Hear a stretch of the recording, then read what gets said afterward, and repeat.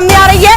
कल आपको बताया नाम है, लेकिन इस बीच आपको बताते हैं नाम को लेकर लगातार चर्चाओं का दौर जारी था और जो सूत्र बता रहे हैं वो ये बता रहे हैं कि स्पीकर पर सूत्रों को लेकर ये बड़ी खबर है, जिसमें कह रहे हैं कि ओम बिरला स्पीकर पद पे एक बार फिर से आसीन हो सकते हैं। जो जानकारी मिल रही है, दोबारा स्पीकर बन सकते हैं ओम बिरला, ये आपको बता रहे हैं इस वक्त।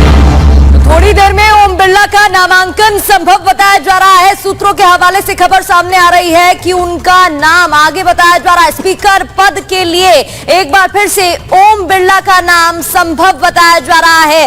तो ओम बिरला की बात करें, पिछली लोकसभा में भी स्पीकर थे और उनका नाम फिलहाल आगे बताया जा रहा है, संभव बताया जा रहा है। और सुजाता हमारे साथ ग्राउंड जीरो से जुड़ी हुई है, उनके पास जाना चाहेंगे। सुजाता, एक बार फिर से संभव बताया जा रहा है कि ओम बिरला स्पीकर हो सकते हैं। Sujata, over to you.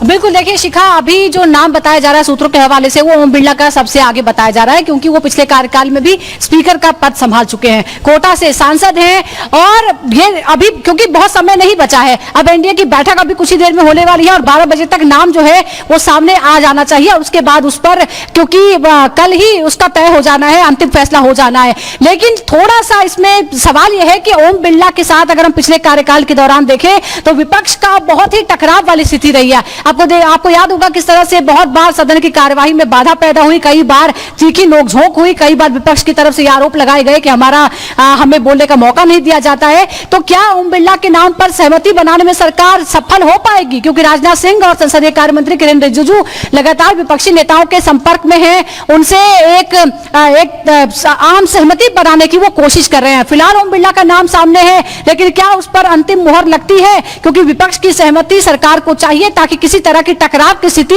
सरकार का जो एक तरह से पहला काम होगा, यानी इस 18वीं लोकसभा में जो पहला काम सरकार का होगा वो स्पीकर का चुनाव ही है और सरकार कतई नहीं चाहती कि इसी में किसी तरह की कोई पावर प्ले हो, कोई एक्सरसाइज हो।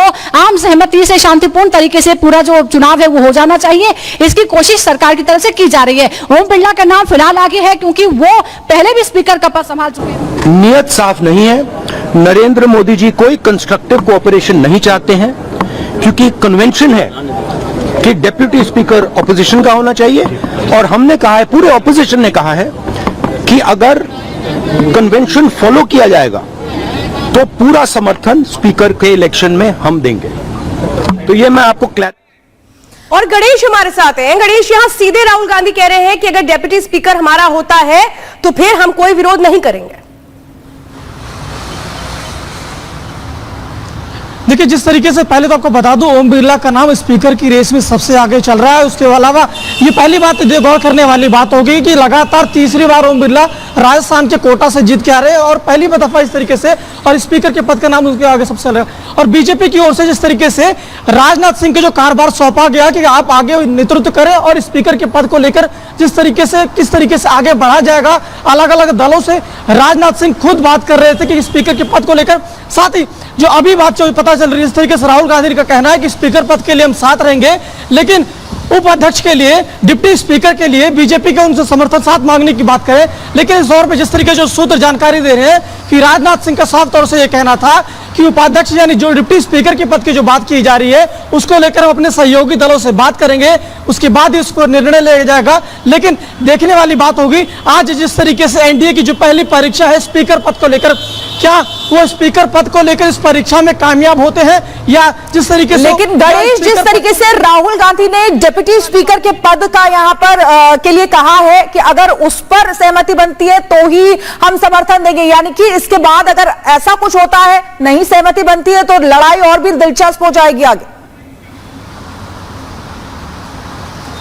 देखिए, विपक्ष अड़े गया, उसका कहना है कि स्पीकर पद आप ठीक है आप अपने पास रख लीजिए, लेकिन उसके साथ हम समर्थन देने के लिए भी तैयार है। विपक्ष का साफ तौर से ये कहना है, विपक्ष का कहना है कि डिप्टी स्पीकर का जो पद होता है वो आप हमें दीजिए। लेकिन साफ तौर से बीजेपी का ये कहना है कि उसको लेकर के अपने एनडीए के जो सहयोगी दल हैं उनसे इस पर विचार विमर्श करेंगे, उसके बाद इस पर कोई फैसला लिया जा सकता है। इसमें बहुत महत्वपूर्ण किरदार राजनाथ सिंह निभा रहे हैं। राजनाथ सिंह कुछ ही देर बाद जिस तरीके से जानकारी मिल रही है, एनडीए के जो फ्लोर लीडर्स है उनके साथ मुलाकात करेंगे, चर्चा करेंगे कि आगे की क्या रणनीति होगी। स्पीकर पद से लेकर डिप्टी स्पीकर पद का लेकर जो चुनाव होना है उसमें किस तरीके से एनडीए यानी बीजेपी आज इस समय ऐसी स्थिति में नहीं है कि अकेले कोई भी फैसला ले, इसीलिए आज एनडीए जो फ्लोर लीडर्स की बैठक होगी उस बैठक के अंदर पूरी तरीके से चर्चा किया जाएगा कि किस तरीके से अब आगे की रणनीति होगी, किस तरीके से बात आगे बढ़ेगी।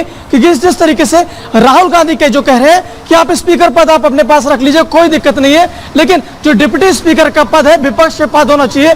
लेकिन अब ये देखने वाली बात होगी कि क्या जिस तरीके से गणेश, चूंकि विपक्ष ये भी कह रहा है कि 2019 में ये पद खाली रहा था, वो ये कह रहे हैं कि भाई स्पीकर से हमें कोई प्रॉब्लम नहीं है, लेकिन अगर डिप्टी स्पीकर को लेकर के जैसी हम मांग कर रहे हैं वो नहीं करते हैं तो फिर आगे की रणनीति पर काम किया जाएगा विपक्ष की ओर से। ये माने कि फिर क्या विरोध का सामना करना पड़ सकता है, जिस तरह से हमने देखा था प्रोटेम स्पीकर को लेकर विपक्ष विरोध पर अड़ा हुआ था। अगर इस पर बात नहीं बनती, हालांकि बात बनाने की पूरी कोशिशें हो रही हैं, आप बता रहे हैं कि राजनाथ सिंह पूरी अपनी तरफ से कोशिश कर रहे हैं, अगर इस पर अभी फिलहाल कोई सहमति नहीं होती तो आगे क्या होगा? देखिए 2019 और 2024 की दोनों की स्थिति बहुत अलग है। 2019 के अंदर बीजेपी अकेले बहुमत में थी, 303 का आंकड़ा था और सहयोगी दलों को मिलाकर 350 का आंकड़ा अकेले बीजेपी पार कर रही थी। जो कांग्रेस थी वो अकेले 50 का आंकड़ा भी नहीं पार कर पा रही थी। तो 2019 की स्थिति में बीजेपी बहुत अलग थी, एनडीए बहुत आंकड़े पार कर गई थी। लेकिन जो चुनाव के नतीजे 2024 में आए हैं वो आंकड़े अलग है। अब आंकड़े ऐसे हैं कि बीजेपी को किस तरीके से अब एनडीए के जो सहयोगी दल है या जो विपक्ष है उन्हें मनाना पड़ेगा, कोई ऐसी निर्णय भी लेना पड़ेगा, तो अपने सहयोगी दलों से पहले विचार विमर्श करना पड़ेगा, तब जाकर निर्णय ले पाएंगे। वही